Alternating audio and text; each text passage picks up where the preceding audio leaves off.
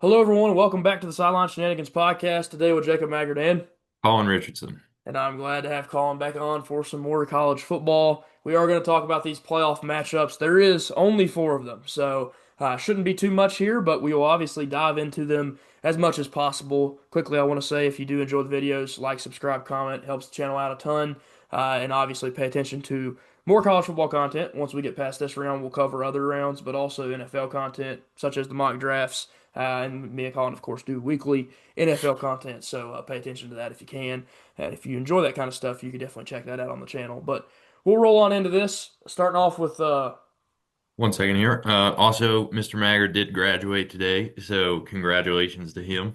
there you go. Thank you, sir. I appreciate that. There's there's a little bit of cheers for it. Thank you, Mr. Collin. I appreciate that. Yes, I sir. I did have a good day. It was a long day in that whatever you want to call it. I guess commencement. I think they call it maybe or something like that.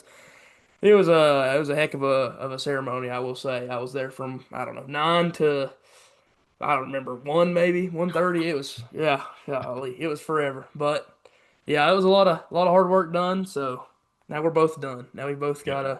gotta get some real jobs, I guess. But I'll still keep doing the podcast. That's for sure. But we'll roll into this now. A little bit of college football talk. We got Alabama taking on Oklahoma. Now we've seen this matchup here in pretty much 3 4 weeks ago. We saw these two teams match up, and Alabama didn't look too good in that game. They looked flustered. Turnovers, big issue. The concerns that they have, pretty reasonable with the turnovers. Because that's how they've lost games, and they almost lost the Auburn game because of the inefficiency of forcing the turnovers. Because Auburn kept trying to give them the ball, and they wouldn't jump on a fumble, and then having their own issues. That Simpson just hasn't looked as good, and the running back room is just not very good for Alabama this year. But it's going to be interesting. It's hard to beat a team twice, especially a team like Alabama who has arguably the most talent in the country when it comes to just the composite talent score that you'll see before the season starts. Diving into the quarterback matchup here should be a really fun one. This is two guys that have pretty high NFL aspirations. Now, Ty Simpson's dropped down the board in the first round. I think if you've seen some of those mocks out there saying he's going to go late, late in the first round now. So maybe he considers coming back to college. And then on Mateer's side, Mateer was going to be a likely a top 10 pick, top 15 pick without his injuries. He looked like the Heisman. And then that hand injury really threw his season off, and it just hasn't been as good since. Simpson's stats there nearly 3,300 passing yards, 26 touchdowns, and only 5 interceptions. So that's really impressive from him. Still, not playing his best football. That's concerning coming into the playoffs. And then John Mateer, nearly 2,600 yards, 12 touchdowns, 10 interceptions. Like I said, that hand injury really hurt him. He started turning the ball over a lot. But he will bring his own rushing upside. And some of that, again, has been limited with the hand injury. He's less likely to want to take those big time hits. But he's still going to do that. He still has been doing it since returning. And it's obviously going to be a big part of their offense if they want to score points against a really strong Alabama defense. Colin got the running backs there for me. Yeah. So for Alabama, you've got Jam Miller leading the way with 493 yards and 3 touchdowns. And then you also have Daniel Hill with 228 yards and 5 touchdowns. And that's pretty much it for Alabama. Like you said, the rushing attack has not been very good this year, which is super surprising coming from Alabama. You think Mark Ingram, Derrick Henry, all those big name running backs. But this year, they just do not have it. Like last week, they had -3 rushing yards against Georgia, or last game, I guess. So they're definitely going to look to improve that in this game. And then for Oklahoma, you have Torrey Blaylock with 444 yards, 4 touchdowns. Xavier Robinson right behind him with 417 yards and 4 touchdowns. And then another part of Oklahoma's run game is John Mateer. He has 416 yards and 7 touchdowns. So he's actually their leading rusher in terms of touchdowns. So not only can he bring it through the air, but also on the ground as well for him. Yeah, and I think that's why he was leading that Heisman race for sure. Is his rushing ability was incredible in those first couple games. Go back and look at those game logs. He was far ahead of everybody else in the Heisman race, and it was kind of like crazy because it was looking like a season where some of the quarterbacks that were supposed to be great weren't playing all that great. Like a Nussmeier struggled this year. Klubnik didn't have all that great of a season, so they were, just leaning on John Mateer. And then he gets hurt, and it's like, oh gosh, who's going to be the guy now? Because all of the top Heisman guys were hurt. Eventually, obviously, who won the Heisman, who stepped up, and Fernando Mendoza. But John Mateer still going to be able to bring that, just not at the same exact level he was when fully healthy. Moving on to the receiving game here. Of course, two teams that are going to pass the ball a good bit. Ty Simpson is going to throw the ball a ton. You can see with that 275 completions on 428 attempts. Jeremy Bernard is going to be the lead guy there. 762 yards, 57 catches for 7 touchdowns. Arguably one of the best receivers in the SEC this year. Very, very talented player. I think he's their best receiver. I don't think there's really any debate about who their best receiver is now. And I think before the season started, there was kind of that toss up with the next guy I'm going to mention, and Ryan Williams, a kid that last year was literally 18 years old, had some superstar type of games, especially that Georgia game that I think everybody remembers. But then he kind of slowed down and he had a streak of games where he couldn't even touch 90, 80 yards. And it was kind of concerning. Well, then he goes off again this year for a game or two. But over the last few games, he's been sitting like drives, whole drives. He'll be on the sideline and just not touch the field. So there's something going on behind closed doors there, I think. And that could be concerning coming into the playoffs where you need your best players on the field. And then they obviously will also have Isaiah Horton transferred in from Miami. Big time outside threat. So expect him to have some potential big time plays in this game. Can catch a 50-50 ball in the end zone.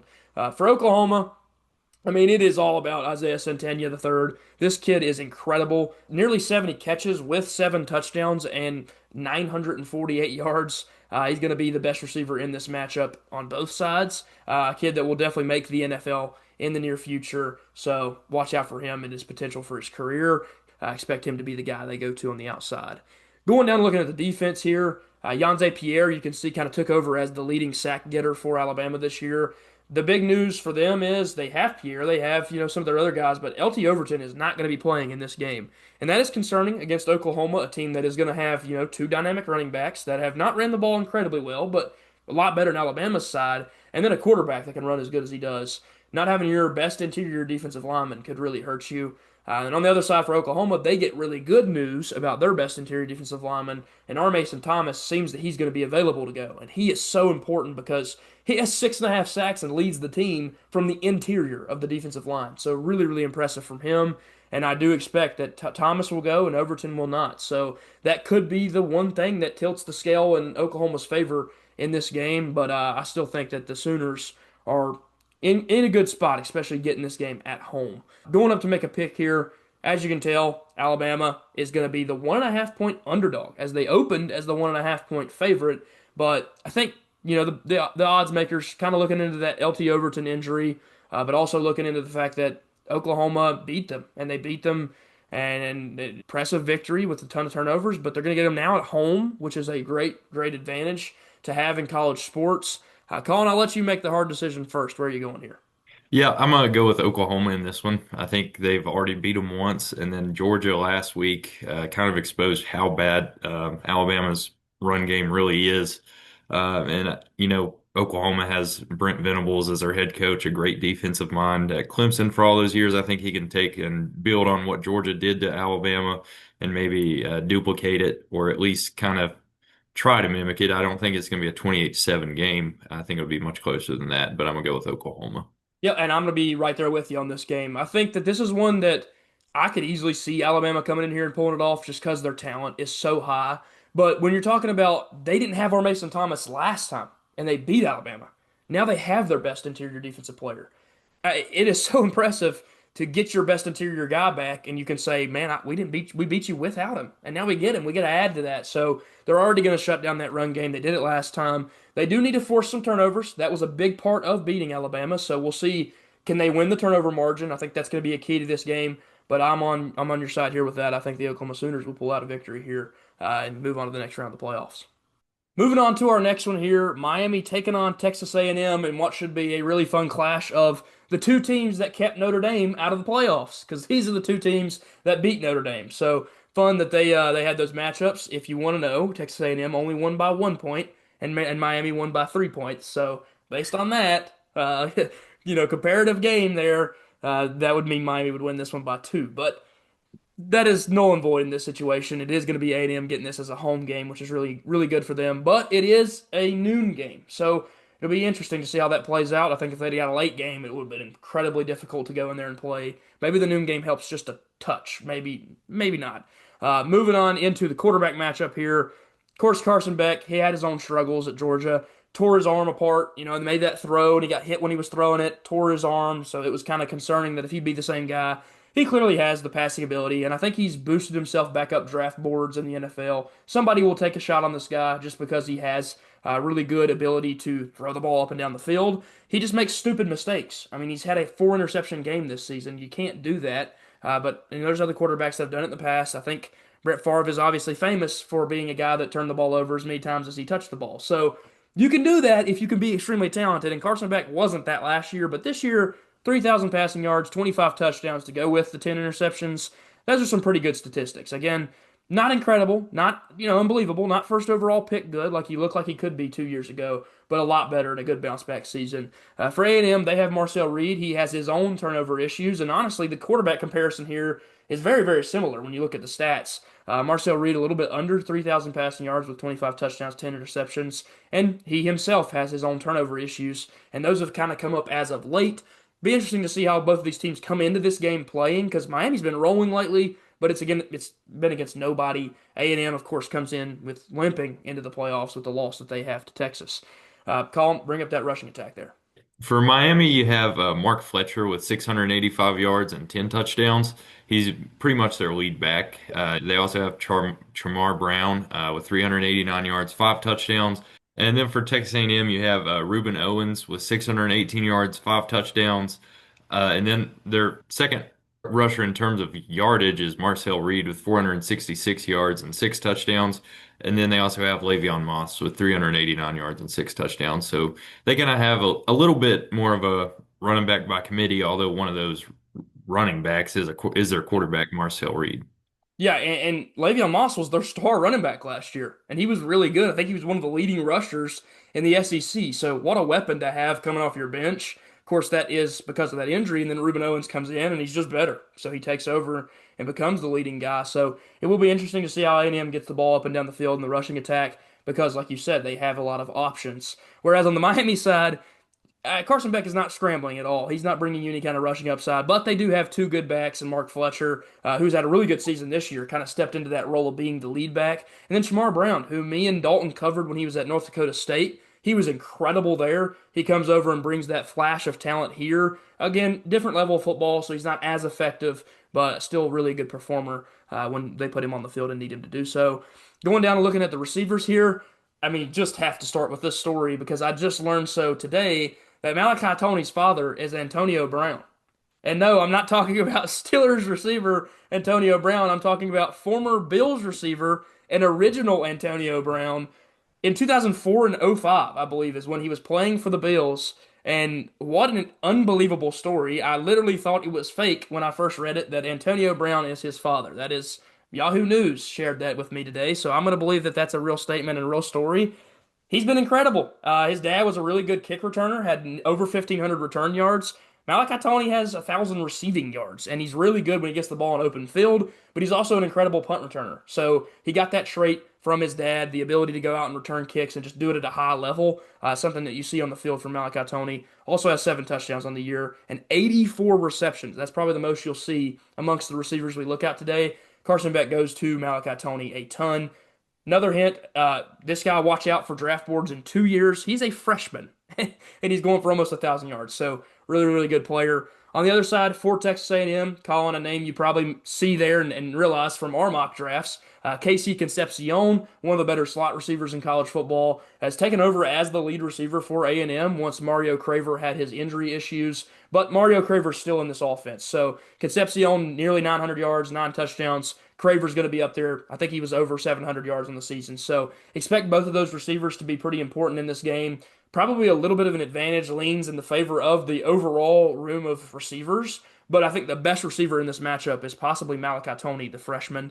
Going down looking at the defense, Akeem Mesidor is the lead interior defensive lineman for the Miami Hurricanes. He obviously can get after the quarterback at a high level with 7 sacks. But another name to watch out for in this game is Ruben Bain. The kid is unbelievable. He is a guy that can go first overall to the Titans or whoever is picking there. Of course, we've dropped down the board a little bit, but if they were to get in that position, it's a guy that would almost be worth taking with that valuable of a pick. So that's how good he is.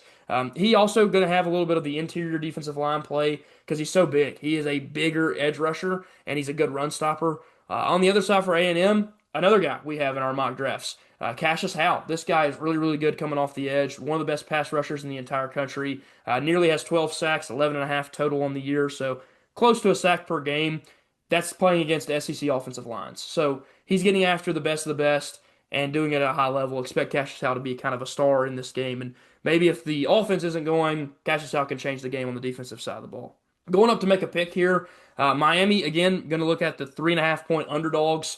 But call me crazy. I'm going to take the Miami Hurricanes in this game. And the reason being, the way that Texas A&M played at the very end of the season was so uninspiring to me. I don't think they're bad by any means. And I think that they win that game, they come to the playoffs, everybody be talking about them as a national championship contender. And they just slipped up and played bad. But it scared me because I saw the lapses that they have as a team. And they played one of the best defenses in the country. Texas is still really good, even though they had 3 losses. But Miami comes into this rolling. They're hot. It doesn't matter who they've been playing. They've been scoring millions of points. I think that they're going to continue to do that in this playoff run. So I love Malachi Tony. I love their defensive superstars. And I think Carson Beck is good enough to come in here and get a victory. Maybe not a few, but he's going to put one on the field. Give me the Hurricanes to get upset the Aggies. Your thoughts there? Yep, I completely agree with you on this one. I'm going to go with Miami as well. I looked just before I made this pick. You mentioned both these quarterbacks have the turnover issues, and Texas A&M on the year has a total of 3 interceptions as a defense, and Miami has 12.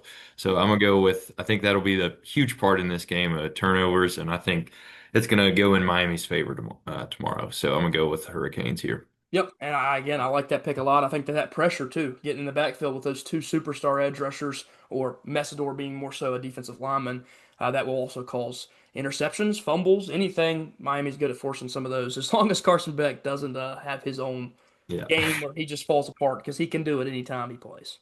Moving on to our next one here, the Tulane Green Wave, of course, representing the American Conference in the group of five, playing against the Ole Miss Rebels. And this is going to be a very interesting matchup because these two teams have played once before, and Ole Miss, they went out there and handled the business, and they handled it well. 5 touchdown victory against this Tulane team, but this is a completely different situation. It's a Tulane team that has gotten hotter towards the end of the season. They started winning some games. They had a big victory in their conference championship game to make the playoffs. And on top of that, their coach is leaving. Their coach is taking a different job.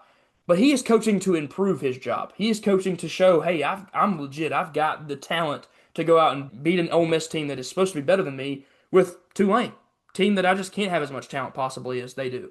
But, again, there's going to be the flip side of that argument of well, he's leaving. Will the players be all that excited to play knowing that this is their last game under him? Well, the other side, they don't have excitement for one side or the other. Now, they could be excited because their guy got hired internally, and so maybe some guys really like him, want to play for him, and try to get him a victory here. But also, Lane Kiffin not being there is going to affect this game in some way. Now, do I think that that helps Tulane? Absolutely. But do I think that this makes this team 5 touchdowns closer? I don't know. We'll talk about that as we cover the stats here. Looking at the quarterback first, Jake Retzlaff is a dog. I mean, it just is. He's going to pass the ball. He's going to rush the ball. You can see his statistics there. Colin will obviously cover those in just a second, but he is one of the better rushing quarterbacks in the country with 2,800 passing yards and 14 touchdowns to go on top of that. Does have the 6 interceptions, but that's not too bad through a 13-game season. So expect him to be a pretty key cog in the machine for the Tulane Green Wave. And then Ole Miss's side, Trinidad Chambliss has been incredible since he took over as the quarterback. Austin Simmons did get a few starts at the beginning of the year, but the Ferris State Division II transfer, one of the best guys in the country. I mean, this kid is really, really, really good, and I don't think he thought he'd be in this position a year ago. I think he come to Ole Miss thinking, maybe I can be the backup and I can take over in an injury or something. He just took over. He's just become the best player on the team. He also brings high rushing upside. So expect it to be a really fun matchup of really athletic quarterbacks. And you can see Chambliss still has 3,000 passing yards and 18 touchdowns. And more impressive than that, he only has 3 interceptions. So he just doesn't turn the ball over. He's good with his legs. He's great through the air. Should be a really fun quarterback duel to watch. Colin, give me the rushing stats there. Yeah, so for Tulane, you have, like you mentioned, Jake Retzloff is the quarterback, is their leading rusher with 610 yards and 16 touchdowns as a quarterback, which is absolutely insane. And then they also have Javon Gordon with 505 yards and 5 touchdowns. And then on the other side with Ole Miss, they have a really, really good running back in Kwan Lacey with 1,279 yards and 20 touchdowns. And then also, like you said, Trinidad Chambliss with 470 yards and 6 touchdowns. So, like you mentioned, two really, really athletic quarterbacks, and Retzloff has found the end zone 16 times, that's actually unbelievable. Yeah. Yeah, really, really impressive from Retzlaff. I think it's going to be as important for him to get in the end zone and find those rushing touchdowns as it will be for the guy who has 258 carries. I mean, that number, that's not a lie. That's realistic. This dude touches the ball a ton in every single game. Kewan Lacey with 20 touchdowns as well. He's going to be so important to find the end zone. So watch out for those two guys. Which one finds the end zone more? Maybe that decides this game. I don't know. It'll be interesting to see. I think they're obviously outmatched talent-wise, but Tulane is going to have the heart, the fight for their coach who's still there coaching them, and then taking that job down at Florida next season. Going into the receiving matchup here, Shaz Preston is the lead receiver. He's the guy to talk about. 600 yards, 38 catches, 4 touchdowns. On the other side for Ole Miss, they have one star guy. They have a guy who is he had to try to replace Trey Harris, who was incredible last year, and he's done a pretty good job in Harrison Wallace. 46 catches, 719 yards, 3 touchdowns. Expect that, again, he'll get the ball a lot in this game, but the superstar players are going to be Chambliss on his legs and Kewan Lacey running the football because he's going to get 25 carries probably in this game. Moving down to the defense, both of these teams do have a star edge rusher or outside linebacker. Harvey Dyson is the guy on the Tulane Green Wave side. Of course, 7 sacks on the season, pretty solid. Going to get after the quarterback. Hopefully, he can get back there for the Tulane Green Wave. You're playing much better offensive linemen here, though, than you have for most of the season. And then on the side for Ole Miss, they have Princeville Uman Mielen. Of course, you will remember Princely Uman Mielen, who is now in the league. Princeville is still a really, really good player. Maybe not as good as his brother, but he's going to be a difference maker in this game. He's going up against lesser offensive linemen than he normally has to. So maybe he can make a real difference getting in the backfield and getting after the quarterback. Going up to make a pick here in this one, of course, is taking place in Oxford. And you see the spread. I mean, the bet makers, they're not giving this team any chance. Tulane is the heavy, heavy underdog. Colin, which way are you going to go here? Yeah, I'm gonna go with Ole Miss in this one. Like you mentioned, they played earlier in the year, and Ole Miss beat them by a lot. I expect it to be much closer this time because of Lane Kiffin leaving Ole Miss and not coaching this game. Tulane's coach is leaving, but he's gonna coach the game. I expect that to affect Ole Miss, but I don't think it'll affect them enough in a way that will give Tulane a realistic shot to win this game. So I'm gonna go with Ole Miss here. Yep, absolutely agree with you. I think everything you said is facts. He is going to have, a fun time coaching this team. He's probably his last hurrah. Summerall has done an incredible job at building a program at Tulane that can actually be relevant and compete against power schools. But this is just not the situation you want to be playing in. You're going to Oxford. You're going to a team that some of the players might be out the door and following Kiffin, but some of them might be peed off. And they might not be too happy that he dipped out on them, and they might want to play with like their shoes are on fire, running all up and down the field, and show them what they can do. He said, "I don't think I can win a national championship there." That might be an insult to some of these guys. Some of those guys are going to take that as disrespect. That could fuel them. That could lead them to have some incredible run. And would he look pretty dumb if he left a school that went on to win a national championship? Now, do I think they can do that? I don't know. I probably would say no. But do I think that they're going to beat this Tulane team? Absolutely. Do I think they're going to cover the 17.5 point spread? Maybe. I think that that's still likely because they're just so much more talented than Tulane. But I do think the Kiffin effect will, play some part in this game, and we could see, a two-score game, a 14-point game, or maybe even a 17-point game would still get you the win if you were betting Tulane, because of course plus 17.5. But I do think Golding will have the guys ready to go, and I think that Chambliss is going to lead a team to a victory here and get a second-round matchup where who knows what can happen. Moving on to our next one here and our last game of the first round of the college football playoff. It's a game taking place in Autzen Stadium in Eugene, Oregon, and this is a place that is extremely difficult to go in and get a victory. They have been touted as one of the better home field advantages in college football. Do we think that the James Madison Dukes can come in there and get a victory? Who knows? It's very, very, very unlikely, but if you want to have some hope as a JMU fan, look no farther than the star quarterback in Alonzo Barnett. 2,500 passing yards, 21 touchdowns, to only 8 interceptions. Again, like to tone it back on the interceptions, but that's not too bad through a 13-game season. He also brings extremely high rushing upside, one of the better rushing quarterbacks in the entire Sun Belt Conference. Of course, competing with another guy that could also be a a future Hokie, I'm hoping, in Colton Joseph, who is incredible with his legs on the ground. But Barnett will bring that in his own right. So I'll let you cover that in just a second, of course. On the other side for Oregon, we're talking about a top three NFL draft pick, possibly, and Dante Moore, the quarterback. He does bring his own rushing upside as well. Not near as good as Alonzo Barnett, but he's still good on his feet. He is an athlete. But he's going to be passing the ball a lot more than he's going to look to run the ball. 2,700 yards on the year, 24 touchdowns to 6 interceptions. Not the greatest quarterback season ever, but some of that has to do with the fact that he lost his star receiver back in October. He might be getting that guy back in the upcoming weeks or the upcoming games. And so that would be really important for him to get his star back. Of course, he has a superstar in the tight end position as well, who I will mention when I go over receivers. But fun quarterback matchup. Colin, give me those backs. Yep. So for JMU, you have Wayne Knight with 1,263 yards, 9 touchdowns. And then, like you mentioned, with Alonzo Barnett, he has 544 yards and 14 touchdowns. So he gets a ton of touchdowns there. And then they also have Jordan Fuller with 415 yards and 5 touchdowns. So expect a heavy dose running from JMU, especially from Wayne Knight and the quarterback Alonzo Barnett. And then for Oregon, you have Noah Whittington with 774 yards, 6 touchdowns, and Jordan Davison with 535 yards and 13 touchdowns. And then they also have De'Aaron Hill, 481 yards, 4 touchdowns. So a little bit more of a committee there, whereas JMU really leans on Wayne Knight as their lead back. Yeah, and again, like you said, with Alonzo Barnett, those 14 rushing and the 21 passing combined for 35 touchdowns is a really good season from him as a quarterback. But Wayne Knight is going to be the guy, the primary dude out of the backfield for them. And that helps a lot when you have that superstar back that can draw some attention so that Barnett can get out and make plays. And I would argue that some of those touchdowns have come from the fact that Wayne Knight is such a good player that teams are more focused on him, and that read option play works perfectly for an Alonzo Barnett. Love that Oregon backfield as well. They do have a multitude of guys that can get the ball in their hand.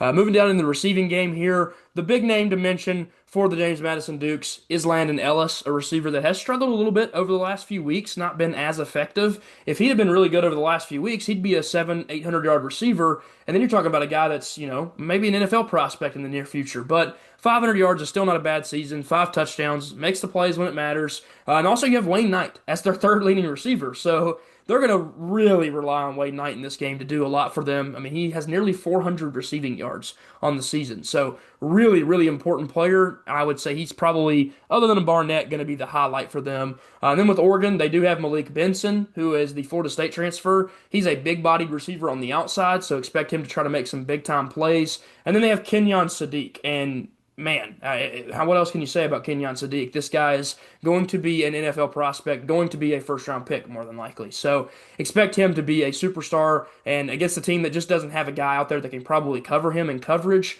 I mean, he could be a matchup nightmare. And then they also have the big rumor, the big news. DeCorian Moore may be returning for the playoffs.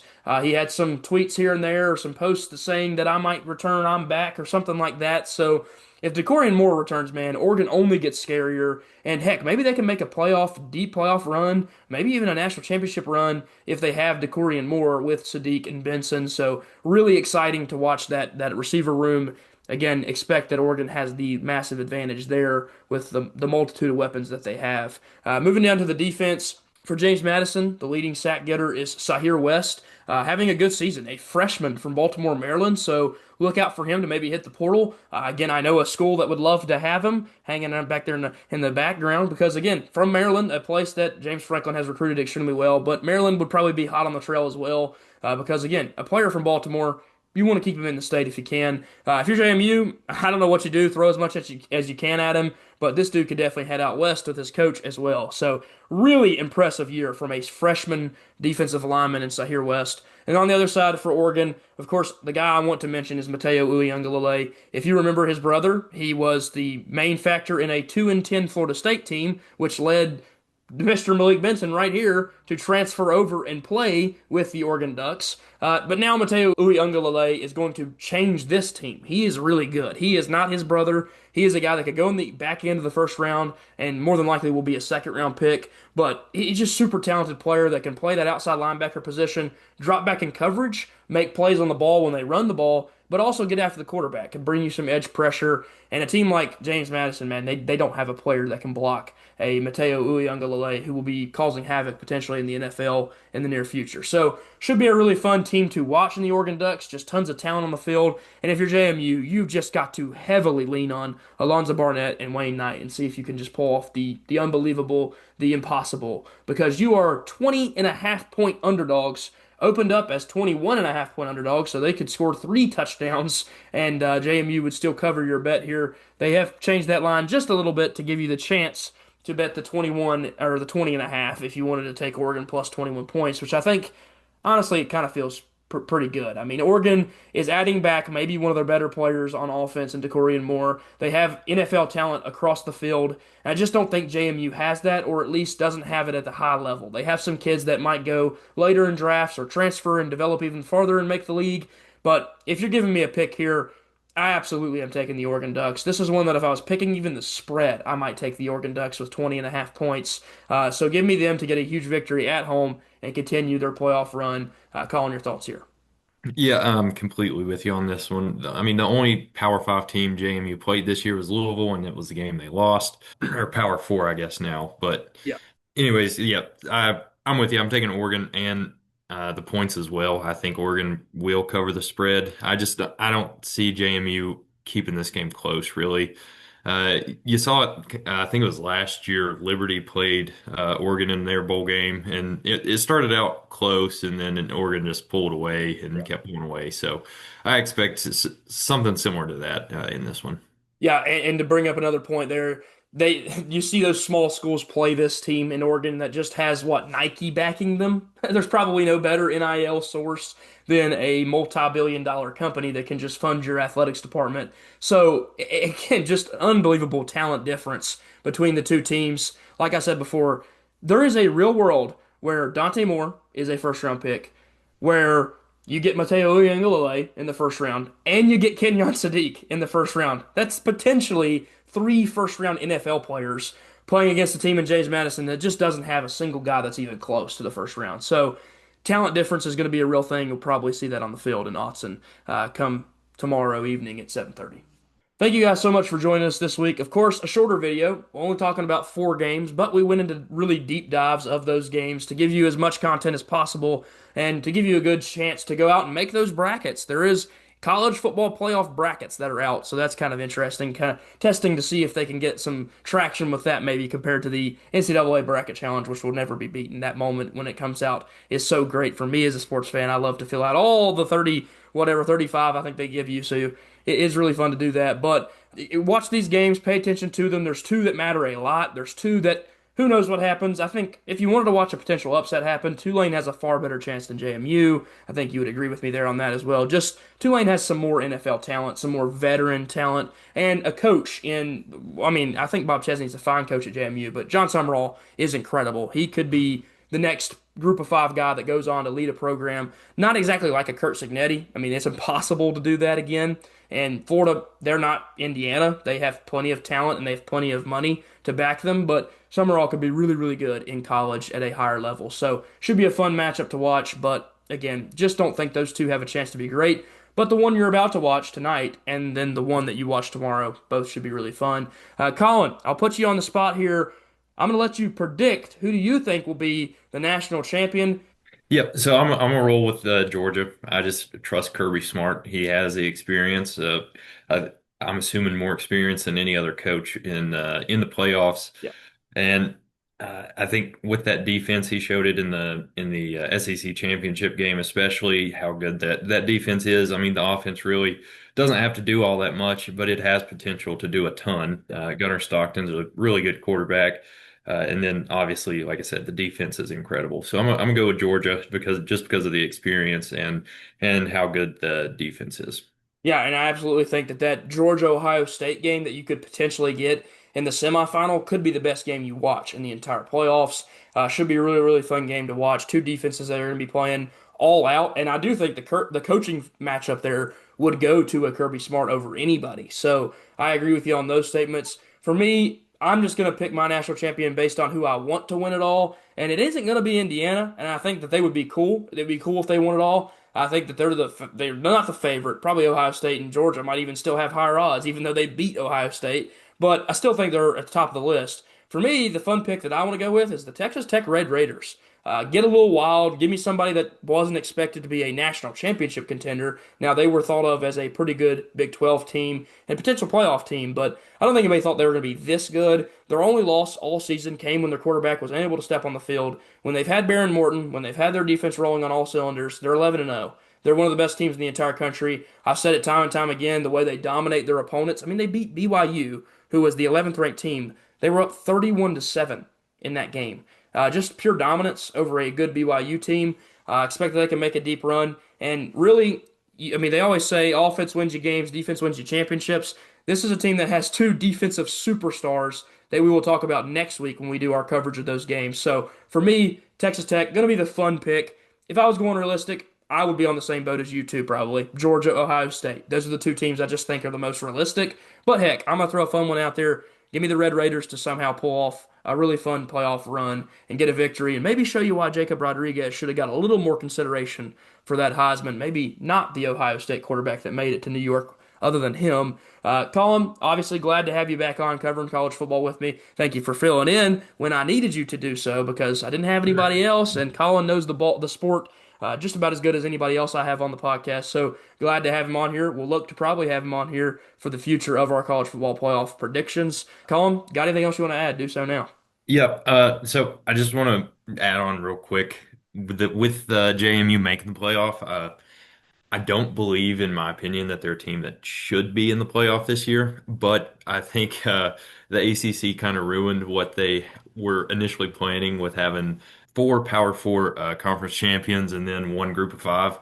But the ACC kind of screwed that up, Yeah, so they had to stick with the rules. Honestly, Miami, I think Miami should have been in for sure, but yeah, I think them putting them in over Notre Dame was kind of throwing the ACC a bone a little bit. yeah, Although I do think that they deserve to be in because because Miami beat Notre Dame, and then I also don't like the way Notre Dame's acting about the whole thing. yeah, You saw a couple years ago when Florida State didn't make it when they went undefeated. Literally could not have done anything different. They won every single game they played, and they didn't make it. A bunch of players didn't play in their bowl game, but they played the bowl game. you're They right. did get destroyed because they didn't have any Yeah. players, but at least they played in the bowl game. So just a little bit to add on there.